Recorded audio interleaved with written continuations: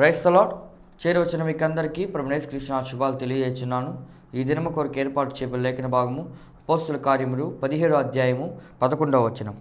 వీరు తెస్సలోనికలో ఉన్న వారికంటే గనులై ఉండిరి కనుక ఆసక్తితో వాక్యమును అంగీకరించి పౌలును సీలను చెప్పిన సంగతులు అలాగున్నవో లేవో అని ప్రతి దినమును లేఖనములు పరిశోధించుచూ వచ్చిరి.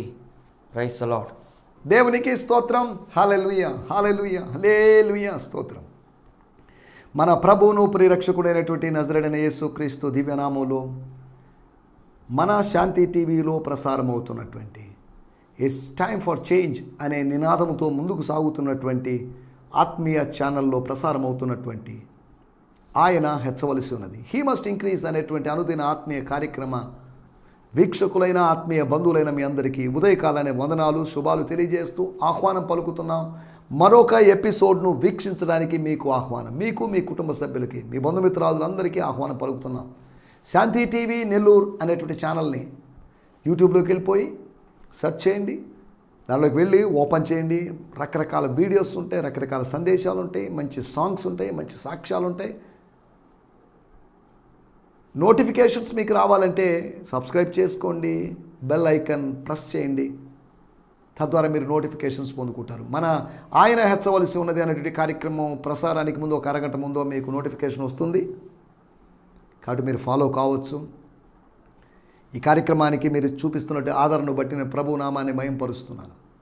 మీ ప్రార్థనా విషయాలు దయచేసి నాతో పంచుకోవాల్సిందిగా మిమ్మల్ని ప్రేమపూర్వకంగా కోరుతున్నాను.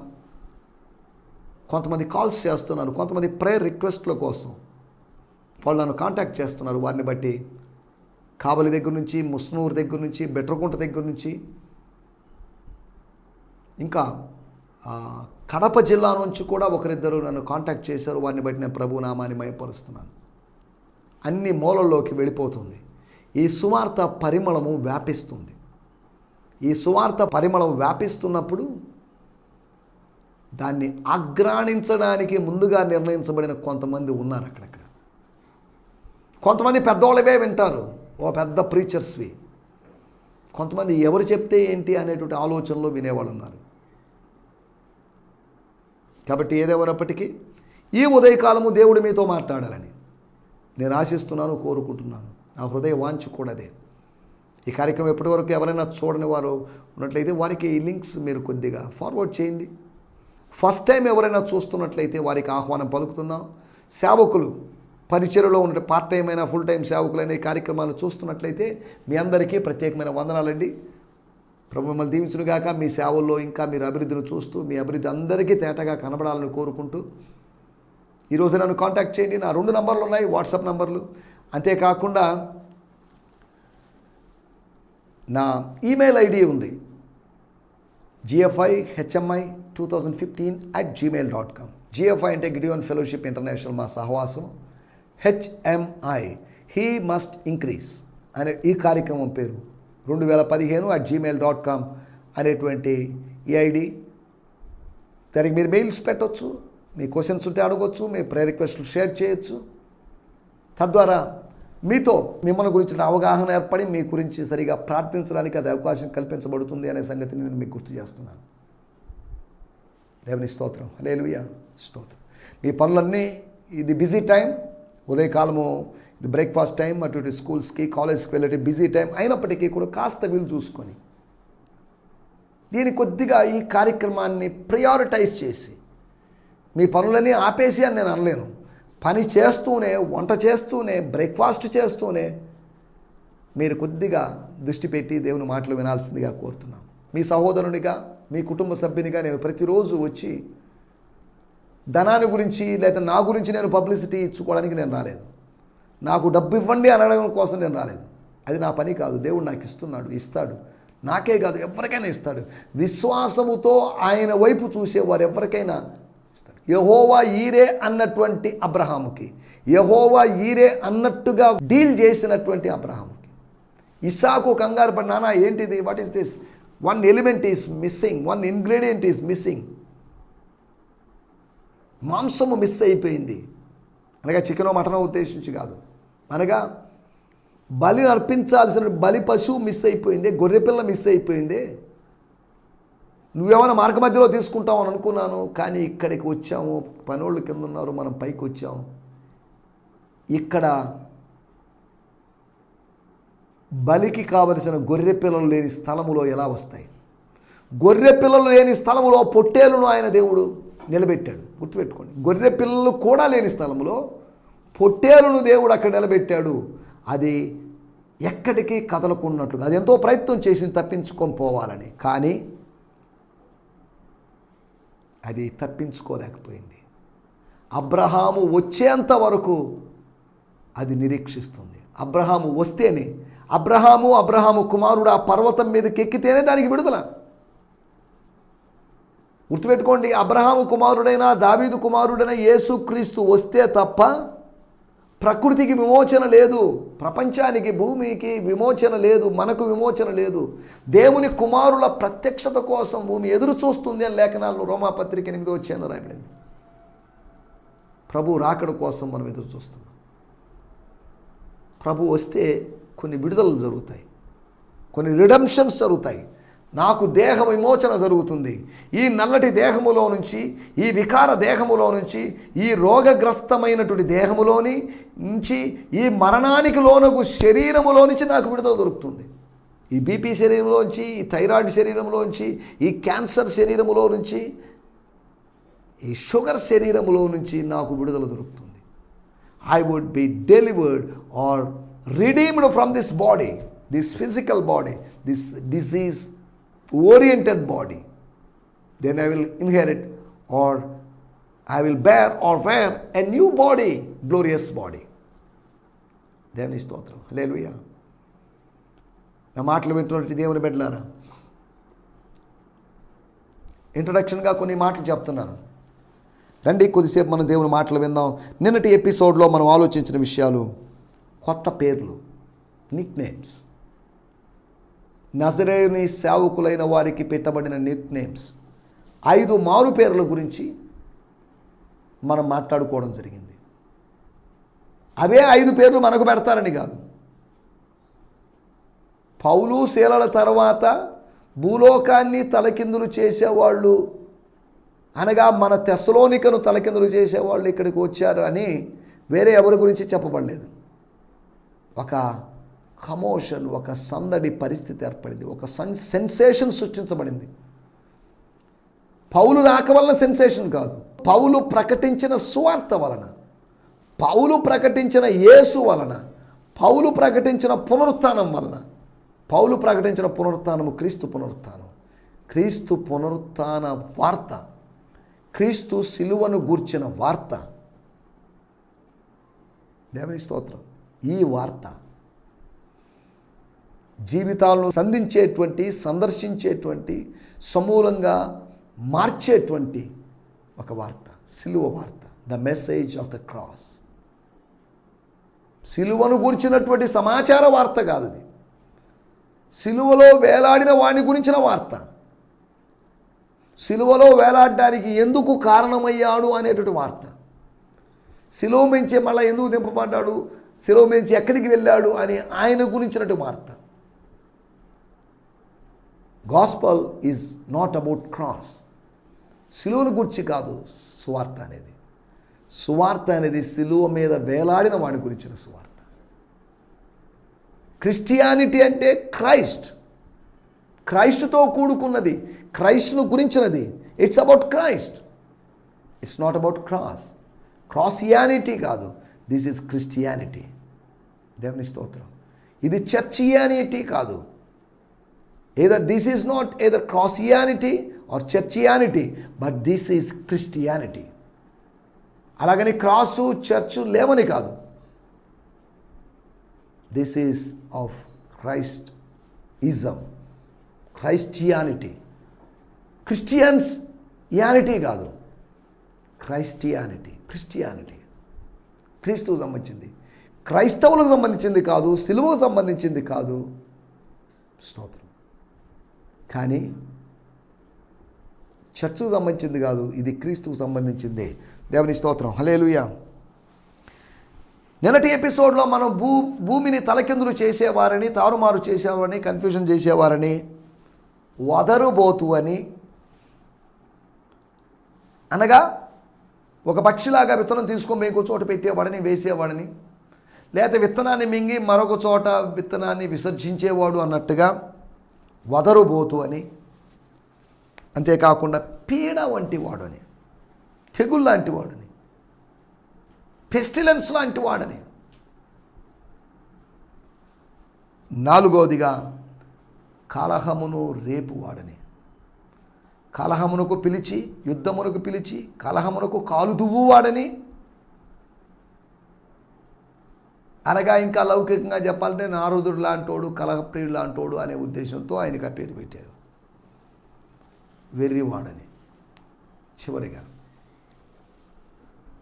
క్రీస్తు నిమిత్తం నేను వెర్రివాడిని అని పౌలు చెప్పుకున్నాడు. అతి విద్య వలన నీకు వెర్రి పట్టింది అని ఫెస్టస్ అనేటువంటి గవర్నర్ అన్నప్పటికీ కూడా తాను చెప్పున్నాడు, ఒకవేళ నేను వెర్రివాడిని అయితే క్రీస్తు నిమిత్తమే, ఫూల్ ఫర్ క్రైస్ట్ సేక్. అతి విద్య వలన అనగా అతి వేద విద్య వలన, అనగా ఎపిక్యూరియన్ టెక్స్ట్లు లేదా philosophical books, stoic text books, Jewish books, Roman books, వేరువేరు బుక్స్, లేదా మంత్రానికి సంబంధించినటువంటి అకల్టిక్ లిటరేచర్, అపోస్తల కార్యములు 19వ అధ్యాయంలో అదంతా తగలబెట్టేశారు. ఈ వేరువేరు సాహిత్యాలను గురించి అవగాహన కలిగిన వ్యక్తిగా, వేరువేరు సాహిత్యాల మీద పట్టు కలిగిన వ్యక్తిగా, ఫిలాసఫీ మీదే కాదు ఆయనకి పొయిట్రీ మీద పట్టు ఉందని మనం అర్థం చేసుకున్నాం. మీ కవీశ్వరులో ఒకడిలా అన్నాడు అని చెప్పాడు. అంటే ఆయనకి కవిత్వం కూడా టచ్ ఉంది. ప్రతి సేవకుడు కవిత్వం చదవాలి, నేర్చుకోవాలి, కవిత్వం రాయాలని కాదు నా మాటల ఉద్దేశం. He has a grip over different subjects. దేవుని స్తోత్రం. ఈ జ్ఞానాలు, వేరువేరు జ్ఞానాలు, వేరువేరు విజ్ఞానాలు మనల్ని విశ్వాసంలో నడిపించాలి. విశ్వాసంలోంచి దారి మళ్లించకూడదు. వీటి గురించి మనం నిన్నటి ఎపిసోడ్లో ఆలోచించి ఎన్ని నిక్ నేమ్స్ పెట్టినా దాని వలన అవమానానికి గురై, నేను సేవలోకి వచ్చాను, సేవలోకి రావడమే వల్లే కదా ఈ పేర్లు పెట్టింది, ఏదో మంచి పేరుతో కొనసాగుతుంటే రకరకాల పేర్లతో పిలుస్తున్నారే, దిస్ ఈజ్ టూ మచ్. ఈ అవమానాన్ని నేను భరించలేను, ఈ అవమానాలు భరించడం కన్నా సేవ మానేయడం, ఆపేయడం మంచిది అనే ఉద్దేశంతో లేడు. ఎన్ని పేర్లు పెట్టినా, రకరకాల పేర్లు పెట్టినా, పాపి అను, తిండిపోతును, మూర్ఖుడను, తాగుబోతుడను, ఇంకా రకరకాల పేర్లతో పిలిచిన, విమర్శకుడను, తిట్టుబోతను, ధనాశాపరుడను, ప్రజలు రకరకాల పేర్లతో మెసేజుల్లో, వాట్సాప్ మెసేజుల్లో, ఫేస్బుక్ మెసేజుల్లో, యూట్యూబ్ మెసేజుల్లో రకరకాలుగా నా నిమిత్తం జనులు మిమ్మల్ని నిందించి దూషించినప్పుడు మీరు ధన్యులు. పౌలు ధన్యుడయ్యాడు. ప్రజల యొక్క తిట్లు, ప్రజల యొక్క శాపాలు దేవుడు అతనికి ఆశీర్వాదకరంగా మార్చాడు. ప్రజల యొక్క తిట్లు గుర్తుపెట్టుకోండి సేవకులారా, ఇక అవి ఆశీర్వాదకరంగా మారుతాయి. మీ విశ్వాసులు మిమ్మల్ని బహిరంగంగా తిట్టకపోయినా, ఎవరో మీకు సన్నిహితమైన వ్యక్తుల ద్వారా వాళ్ళు ఇలా అంటున్నారు అని చెప్పినప్పటికీ కూడా గుర్తుపెట్టుకోండి, దట్స్ ఫర్ అవర్ గుడ్. సమస్తము మన మంచి కోసమే, అంతా మన మంచి కోసమే, అంతా మన మేలు కోసమే, మన కీడు కోసం కాదు. ప్రైజ్ గాడ్, హల్లెలూయా. షిమి అనేవాడు పిచ్చి పిచ్చిగా మాట్లాడినప్పుడు, చీ పో నరహంతకుడుగా అన్నప్పుడు సెరూయా కుమారుల యొక్క రక్తం మరిగింది, బాయిల్ అయింది. వేసేయమంటావా రాజా? నో, కూల్, చిలాక్స్ అని అమెరికన్ ఇంగ్లీష్లో అన్నట్టుగా, కామ్ డౌన్, వద్దు, ఆవేశపడద్దు, ఆగడక్కడ.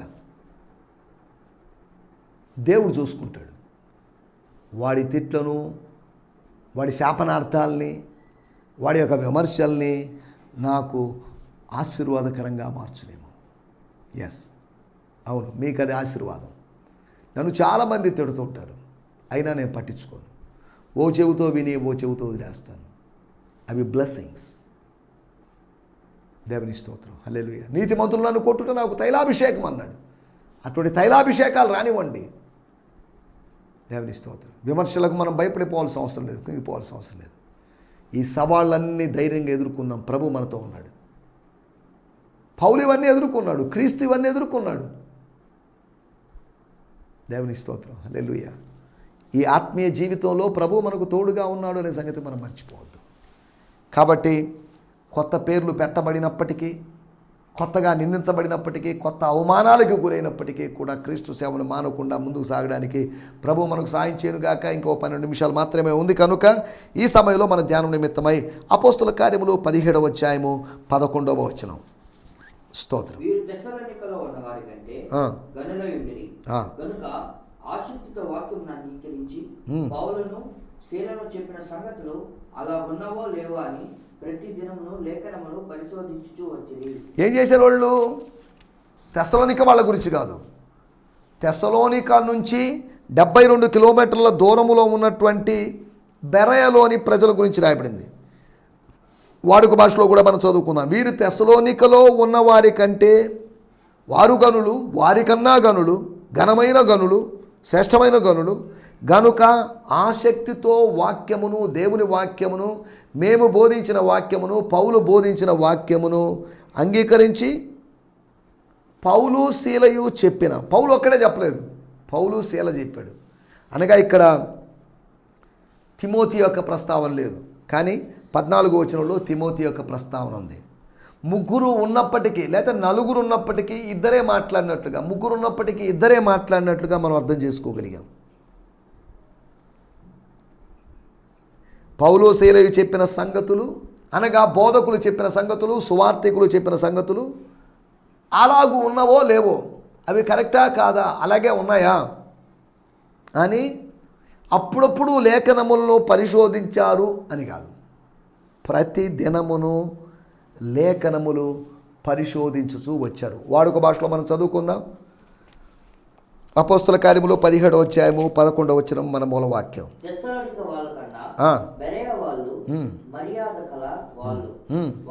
మర్యాద కలిగిన వాళ్ళు గనులు అంటే వారు దైవ సందేశాన్ని శ్రద్ధతో వినేవాళ్ళు. ప్రతిరోజు పవిత్ర గ్రంథాలు చదివి ఆ సందేశంలోని నిజానిజాలు పరిశీలించేవాళ్ళు. దేవుని స్తోత్రం, హల్లెలూయా. నేను ఇక్కడ చదువుతున్నాను. They found that the Jews of, అనగా దే ఫౌండ్, దే అంటే ఎవరు, వారెవరు, కనుగొంది ఎవరు? పౌలు శీలలు ఏమని కనుగొన్నారు అంటే, పౌలు శీలలు కనుగొని నాకు చెప్పిన విషయం ఏంటో తెలుసా నీకు, ఘనత వహించినాడు థియోఫిలా అని చెప్తున్నాడు లూకా గారు. They found the Jews of Berea were of more noble character and much more open minded, ఫ్రాంక్గా ఉండేవాళ్ళు, తెరవబడిన మనసు కలిగిన వాళ్ళు. తెస్సలోనిక వారి కన్నా their minds were open, these people's mind were open.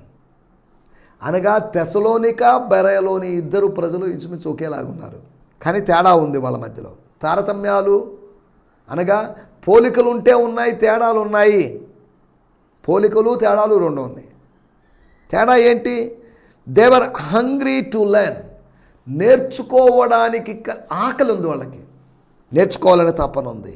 And eagerly receive the word, ఆసక్తితో నేను అనగా పౌలు పాస్టరు, సైలస్ పాస్టరు ఇద్దరు చెప్పిన వాటిని వాళ్ళు అంగీకరించారు. స్తోత్రం. తర్వాత ఏం జరిగింది? Everyday they open the scrolls of scriptures, సమాజ మందిరంలో దాచబడి ఉన్నటువంటి ఆ గ్రంథపు చుట్టలను తెప్పించుకొని వాటిలో అర్థం ఏంటి, వీటిలో అర్థం ఏంటి, దానికి దీనికి సంబంధం ఏంటి, దీంట్లోంచి ఏమైనా పౌలు మాట్లాడా, దాంట్లోంచి ఏమైనా పౌలు మాట్లాడా అని. Every day they open the scrolls of the scriptures to search and examine them to verify that what Paul taught them was true. పౌలు గారు చెప్పింది సత్యమా కాదా అని. అనగా శీలా చెప్పింది కరెక్ట్, పౌలు చెప్పింది తప్పని కాదు. అంటే వాళ్ళిద్దరూ పౌలు అన్నప్పుడు పౌలు శీలాన్ని అర్థం చేసుకోవాలి, శీలా అన్నప్పుడు కూడా పౌలని, లేకపోతే వాళ్ళిద్దరు ఆ సువార్తికులు చెప్పినవి అలా ఉన్నాయో కాదా, నిజమా కాదా అని పరిశీలించడానికి. అనగా పౌలు శీలల మాటలను ప్రామాణికంగా తీసుకోకుండా పరిశుద్ధ లేఖనాల్ని మాత్రమే, అప్పటిలో వారికి అందుబాటులో ఉన్నటువంటి లేఖనాల్ని మాత్రమే, ఒకవేళ కొత్త నిబంధన లేదనుకుందాం, పాత నిబంధనే లేదు అంటే ఆదికాండము నుంచి మలాకీ దాకా ఉన్నటువంటి 39 పుస్తకాలనే ప్రామాణికంగా తీసుకొని, చారిత్రాత్మకమైన పుస్తకాలు, ధర్మశాస్త్రం, పెద్ద ప్రవక్తలు, చిన్న ప్రవక్తలు, చరిత్ర, అంతేకాకుండా పద్యభాగం, యోబు గ్రంథం, కీర్తన గ్రంథం, సామెతల గ్రంథం, ఇటువంటి 39 పుస్తకాలు ఇవి లేఖనాలు. వాళ్ళకి మనకు 66 పుస్తకాలు లేఖనాలు అని అనగలిగితే వాళ్ళకి 39 పుస్తకాలు మాత్రమే. 27 పుస్తకాల కొత్త నిబంధన అప్పటికీ సిద్ధం కాలేదు. స్తోత్రం. ఇది మనం ఆలోచిస్తున్నట్టు మాటలు.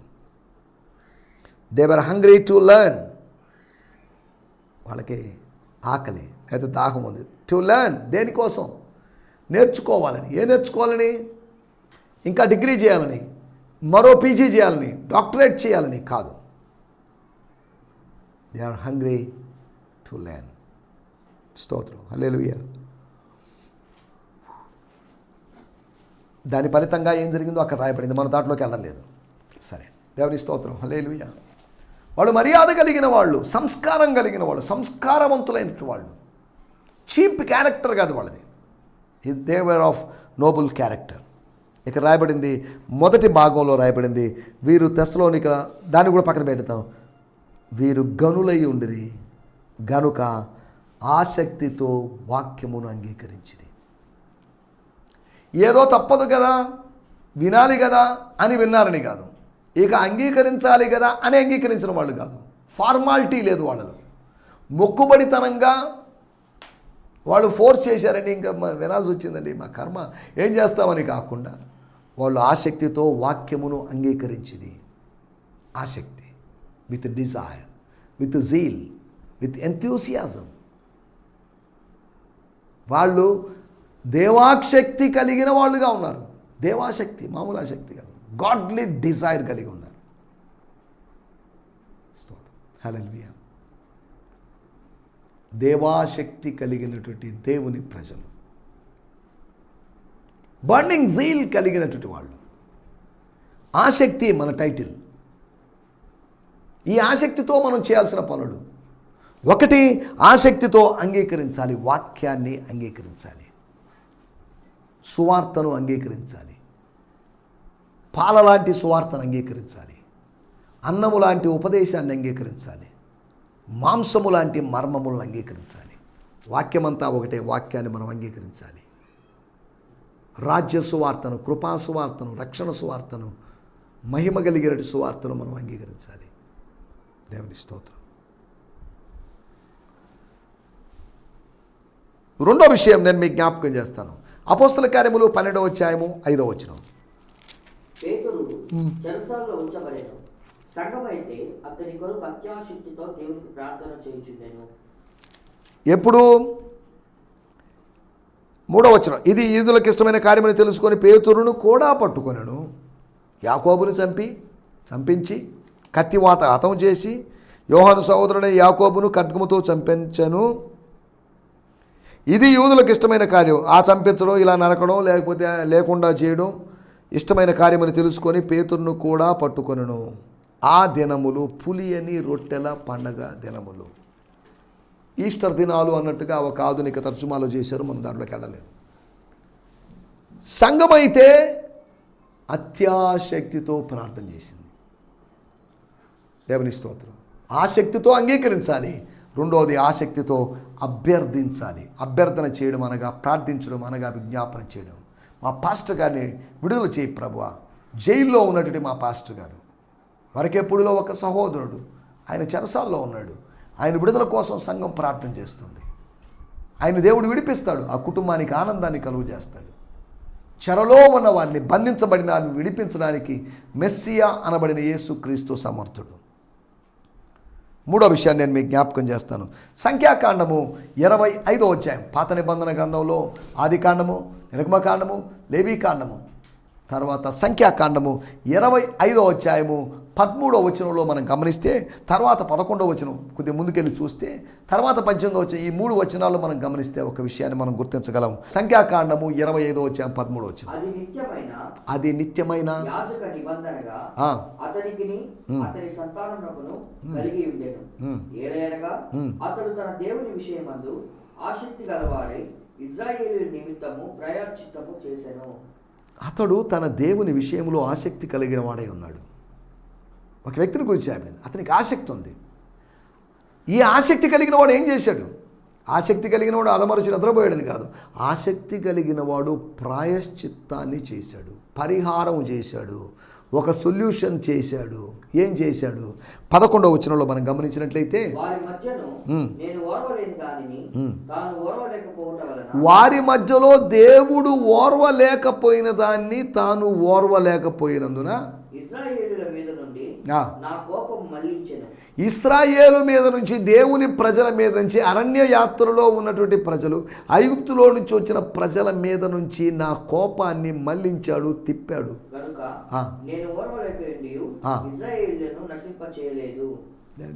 నశింప చేయాల్సింది, నశింప చేయకుండా అడ్డుకున్నటువంటి ఒక వ్యక్తి. చదువుదాం ఇదే అధ్యాయంలో 8వ వచనం. పడక చోటికి ఆ ఇశ్రాయేలును వెంబడి వెళ్ళి ఆ ఇద్దరిని, అనగా ఇశ్రాయేలుని ఆ స్త్రీని కడుపులో గుండు దోసిపోవునట్లు పొడిచెను. అప్పుడు ఇశ్రాయేలుల నుండి తెగులు నిలిచిపోవునట్లుగా ఆ రోగము, వ్యాధి, ఆ పెస్టిలెన్స్ అది ఆగిపోవునట్లుగా ఒక పరిహారాన్ని చేశాడు. ఇద్దరిని చంపాడు. ఇద్దరిని చంపినంత మాత్రాన అతడు పరిశుద్ధులని కాదు, పరిశుద్ధుడిగా ఎంచబడ్డాడని కాదు. అతనిలో ఉన్నట్టు ఆసక్తి, తమ పాలెములో నుంచి, తమ వన్యములో నుంచి, తమ శిబిరాల్లో నుంచి అపవిత్రత అనేది ఉండకూడదని, మిథ్యానీయులతో జరిగేటువంటి పాపము అనేది జరగకూడదని ఆ వ్యక్తి చేసినటువంటి, ఎలియాజర్ అనే వ్యక్తి అనుకుంటాను, ఆయన చేసినటువంటి పరిష్కారం గురించి అక్కడ చూస్తున్నాం. అపవిత్రతను తొలగించాలి, ఆసక్తితో అంగీకరించాలి, ఆసక్తితో అభ్యర్థించాలి, ఆసక్తితో అపవిత్రతను తొలగించాలి. 12వ అధ్యాయం రోమీయులకు రాసిన పత్రిక 11వ వచనం, అక్కడ రాయబడిన మాట. రోమీయులకు రాసిన పత్రిక 12వ అధ్యాయము 11వ వచనం. స్తోత్రం. అక్కడ రాయబడింది, స్తోత్రం. ఆసక్తి విషయములో మందులు కాక, మందబుద్ధులు కాక, మందకోడితనంగా ఉండక, ఆసక్తి విషయములో according to the zeal, in case of zeal, స్పౌడే అనే మాటను గ్రీక్లో ఉపయోగించారు. అనగా స్పీడ్ విషయంలో ఆత్మయందు తీవ్రత గలవారై ప్రభువును సేవించండి. ప్రభువును సేవించే విషయంలో, ఆత్మీయంగా సేవించే విషయంలో తీవ్రత కలిగిన వాళ్ళుగా ఉండాలి. ఈ 4 విషయాలు ఆసక్తి కలిగి, ఆసక్తిని కోల్పోకుండా, ఆసక్తి విషయంలో మాంద్యులు కాకుండా ముందుకు సాగడానికి ప్రభు మనందరికీ సహాయం చేయనుగాక. ఆమేన్. హల్లెలూయా. హల్లెలూయా. ఈ సందేశము మీకు ఆశీర్వాదకరంగా ఉందని నమ్ముచున్నాము. ప్రార్థన అవసరతల కొరకు మమ్మల్ని సంప్రదించవలసిన మా చిరునామా గిద్యోన్ మిషన్ చర్చ్, 6వ వీధి, శాంతినగర్, నెల్లూరు 4, ఆంధ్రప్రదేశ్. పిన్ 524004. మా ఫోన్ నంబర్లు 7036443613 మరి ఒక నంబర్ 9392293010. మా ఈమెయిల్ ఐడి gfihmi2015@gmail.com. దేవుడు మిమ్మును ఆశీర్వదించునుగాక. ఆమేన్.